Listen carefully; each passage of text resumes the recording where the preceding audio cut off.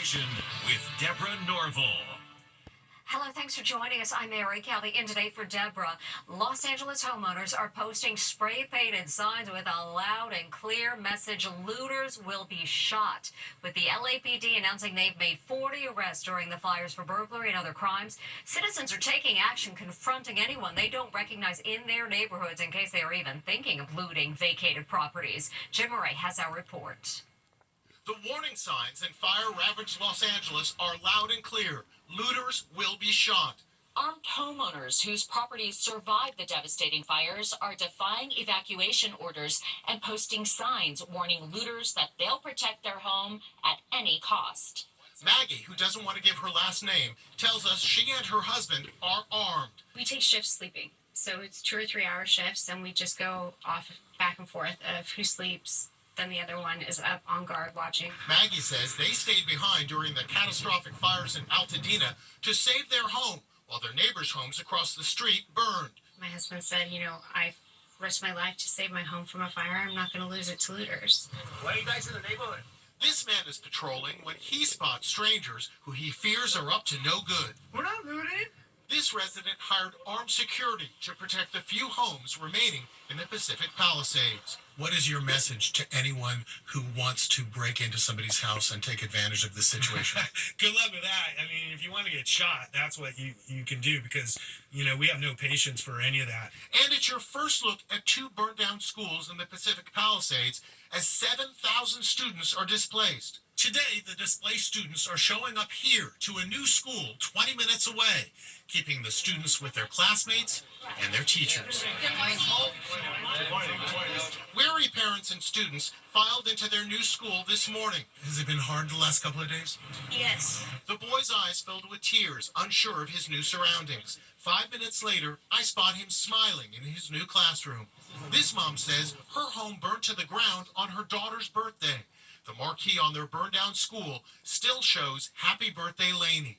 To have a new school to attend is a bright spot in otherwise very dark times. This is the best day, I could almost say, ever.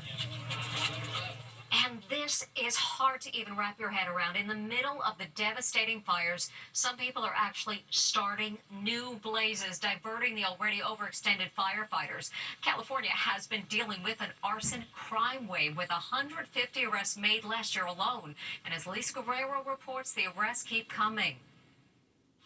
Beleaguered Los Angeles is being hit with an epidemic of arson in the wake of all this devastation. Civilians are now lighting fires down around Santa Monica, Venice. So be safe out there. Comedian David Spade is offering a reward for anyone catching a suspected arsonist. You catch somebody, and you get the cops to bust them and throw them in jail, give you $5,000. This 39-year-old man was arrested minutes after allegedly setting fire to a fallen tree just 4 miles from where a major wildfire was burning. LA District Attorney Nathan Hochman is vowing to crack down on fire starters. He is looking at 9 years in state prison. Look, a quick-thinking passerby poured water on a fire that was lit by this bozo.